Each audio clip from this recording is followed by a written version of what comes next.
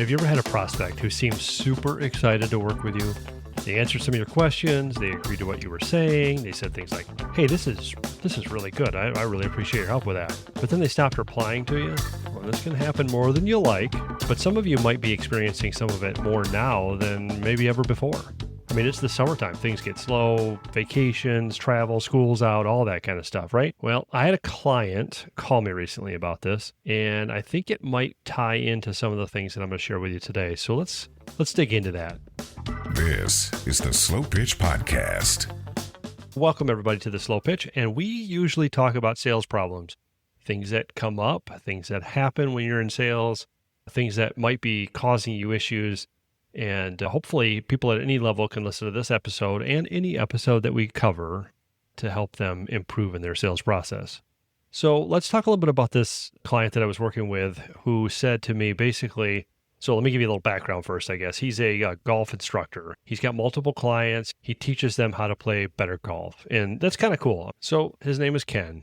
Ken is a really nice guy, almost to the point where he does things he probably shouldn't do for people. And people like it about him, and I like that too, but it's probably causing him some issues. And so I wanted to talk about this because it kind of relates to a lot of different sales situations. While things slow down for him sometimes, and yes, summertime is the time that he should be gearing up, and he feels like he should be getting more clients right now, or he should have had sold more clients. And now he's kind of freaking out because he's like, I haven't gotten enough clients to make my summer worth my efforts here. What do I do? And he's a little bit scared, and I get that. So he was telling me about the situation where he had somebody come to him who wanted to help him fix his slice. And even work on some of their short game. And, Ken took a look at his swing, did some, checking of some things to see if he could work with it. And this client or this potential client that Ken was working with was pretty much engaged with Ken in a conversation. Like everything was good. Like the guy asked questions. They went back and forth on questions. It was kind of like he was in a session almost. And I think Ken was trying to show him what he could do. Ken said, all right, let me put together a package for you that will help you work on the slicing issue you've got going on and the swing mechanics, some of the short game things. Let's put together a plan and let me put that together for you. The guy was really happy with that. He wanted that information. He wanted to know how much it was going to cost. Ken didn't talk about the money at all. He was just going to talk about it later. And I don't know why, but that's what he decided to do. A little more background here. Ken had met with this potential client at a networking event, and they kind of hit it off a little bit. They were working on playing around with this idea of improving something for a member guest tournament that was coming up. And the guy that he was talking to, the potential client, really was kind of complaining a little bit about how he was trying to be better at golf. He was explaining how he was very inconsistent on the course. He couldn't hit short shots all the time. He really wanted to improve. And so that's kind of how they started their conversation. Ken told him, hey, stop by. I'll see if I can help you out. And so that was kind of nice. They worked on a few things, and they did it. Essentially, Ken did it for free. It was just a little bit of time, but Ken thought it was okay. And when they talked about kind of one of the things that the lesson package might include, without getting into some of the numbers, Ken kind of showed him a couple things right on the spot. Like he just kind of told him, here's how you should be standing a little bit differently. Here's where you should be positioning the ball a little differently. All that's great, right? Ken said, the guy kind of made a comment, hey, that already feels better. I really am excited to help get this thing going and make my game just so much better. And that was music to Ken's ears, right? After that little session, Ken went to reach out to this guy and wanted to talk about this 6-week program that he was putting together, had some feedback about the swing analysis and about his plans of how to get him on track to start to work on that short game, start to get things in order and make his whole game get better. But guess what happened when Ken reached out? That guy just didn't answer. He did not respond. He didn't say, hey, that sounds great. Or no thanks. It just was nothing, no response. So we waited a little bit longer. He said, hey, I don't know what happened here. Are you still interested? That kind of thing. He did it a few times and the guy just never responded back. So he called me and he said, hey, I don't know what happened here. Do I continue to follow up with this guy? What do I do? Do I let it go? Is this guy never coming back? What happens? What do I do? And it dawned on me that it's highly likely that a lot of other people have gone through something like this, whether that's in a golf scenario or somebody else's scenario. So let's talk a little bit about what went wrong in this whole situation. To me, here's a couple things to keep in mind. I think the interest was actually there. That guy really wanted to get a golf lesson. What didn't happen was Ken asking all the right questions. I mean, to me, the initial question is, okay, was it real? Was the interest really there? How do we know? And maybe the interest was there, but was the pain there too? Because maybe the pain wasn't really there. And by that, I just mean this guy says he wanted to work on this, but how badly did he really want to work on it and improve it? And I think Ken could have asked some extra questions. And I'm going to give you these questions because they kind of correspond a little bit with a lot of business people that are out there or salespeople are out there. They can use these same types of questions sometimes on situations very similar, but just not in the same world of golf, let's say, right? So think about it this way. What Ken should have maybe asked was, what happens if you don't fix this problem before your member guest tournament? Because remember, he mentioned about a tournament coming up and he was frustrated. He let that go. Ken just let that go right on by. It went right over his head, didn't even see it, hear it. When Ken was telling me the story, I asked him, well, why was he getting instructions? Why was he doing this? And that's when that came out. He didn't even think about it when he told me the story. So that's the first thing is what would happen if you didn't get this fixed before the tournament? Maybe the guy didn't care. Maybe there was no reason to even fix it.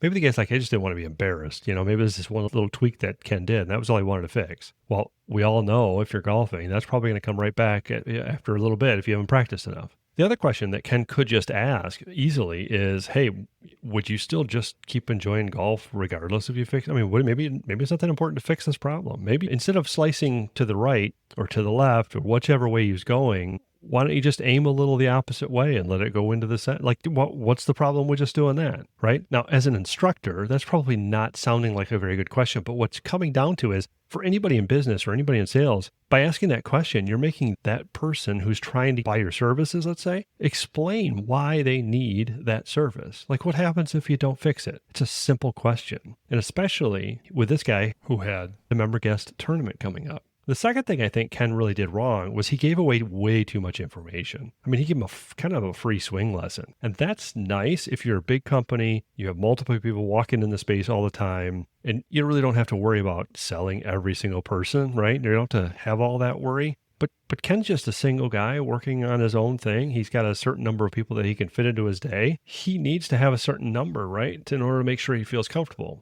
By giving that free lesson, he's basically taking away and giving them some relief to their pain. This guy got a small little tweak. The guy was happy about that. That guy walked away going, I learned something. I took something away with it. And you know what he might do is like 6 months from now, might come back to Ken and say, hey, can you just take a look at something real quick and then just do another whole little round of that and disappear again, right? So don't do the free thing. I don't understand why almost any situation where somebody would give away something for free when you are the expert. If you're the expert, it's worth you getting paid. And if you do that by giving away something free, you're basically solving their problem before you even have an agreement. Now, if it's a small little thing and you want to just let this person improve and walk away, that's okay. Listen, that's your choice. But if you need the sale or you want to have a sale or you want to have this client, you can't do it that way. You have to make them go through the sales process of understanding why the pain is there, making the decision of whether or not they want to fix that problem and how much it's going to cost them by not doing that. Like, what if Ken had asked that guy, if you don't fix it by the member guest tournament, what happens? And the guy came back and said, oh my goodness, one of the people that I'm going to be playing with is a critical client that I just don't want to look stupid in front of. It's going to be embarrassing if I don't do this right and play in front of this guy right. I got 3 months to fix this. I just don't want to be shanking something off into the woods right off the tee box, right? So that might have been enough fear that Ken could have just said, okay, we can fix that. It's okay. There's going to be some process to this. There's going to be some things we're going to have to work on. But in about 6 weeks, we're going to see that disappear. That could have been a whole different conversation. So the other question that maybe Ken could have asked, and then there's a bunch of other questions too. The other question that Ken could have asked is, when did this person want to fix their swing by? Obviously, the member guest tournament was coming up, but maybe that wasn't the time that they wanted to have it done by, right? So just by asking, hey, when were you hoping to get started? That could have led to a whole different conversation. And that follow-up question of, is there a reason you're trying to do this now? What is this? What is it? Why are you trying to do this now? I'm just trying to understand. To me, if there's no deadline and there's no pain, there's literally no sale. It's never going to happen. They have to have a deadline, or they have to have pain, or they have to have a combination of the two, or it's just going to go nowhere. And I think the last piece that I would interject here for Ken would be, and he and I talked about a few other situations and things that he could do to improve this. And if you're interested in this kind of information and you wanted to get some help because you've run into something similar to this, or you've had some other situations come up in sales, and you need some help, call me. This is what we're here for. I'm here to help you work through those sales processes and improve every time. So the other thing that he should be talking or thinking about is the disc profile. What was this guy's disc profile? Because the guy was relaxed. They were doing a little bit of work together, right? So Ken could have determined whether or not this person was a high D and high I or an S or a C. He could have figured that out after a little bit of conversation if he was paying attention. Did he do that? It didn't sound like he had done that. What he did was he thought this person was a high I, because they were so energetic and they were outgoing and they kind of felt like a good connection right away. But did he validate that? And did he figure out, yes, that is actually the type of personality this person has? I mean, if this guy was a high I, follow through up isn't always one of their strongest suits unless it's paired with a D. So there's some issues there where you could run into. Maybe that's just part of the process. What if they're an S and they can't make any decisions without getting the help with other people? All of that are contributing factors to help you understand or determine whether or not that person's going to make some decisions quickly or slowly, and if they're task-oriented, people-oriented, and so forth. All of those pieces all fit together, in addition to you helping them discover the pain that they have and making sure that they understand that the pain that you're trying to solve is going to be fixable. And so all of those pieces just didn't happen very well for Ken. So if you've ever had a prospect ghost you after a conversation, let me tell you, you're not alone. But here's the thing. Most salespeople miss the real reason that it happens. They assume that the interest is there. They have the intent. They're going to do it. But the reality is they are not going to do it. If you are ready to stop kind of guessing and start figuring out the real answers from your prospects, that's where I come in. Through one-to-one coaching and team sessions, I can help you ask better questions, uncover actual buying motives, and avoid wasted time chasing the wrong leads. You want to close more sales with less pressure? Let's talk. You can contact us at questions@theslowpitch.com. Listen, what it comes down to is you don't need more leads. You need better conversations, which also means better questions. Until next time, slow down and close more. Thank you for listening to The Slow Pitch. Do you have a question about sales?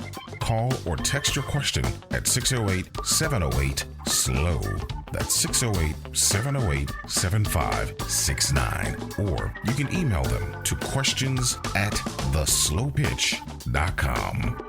Slow down and close more.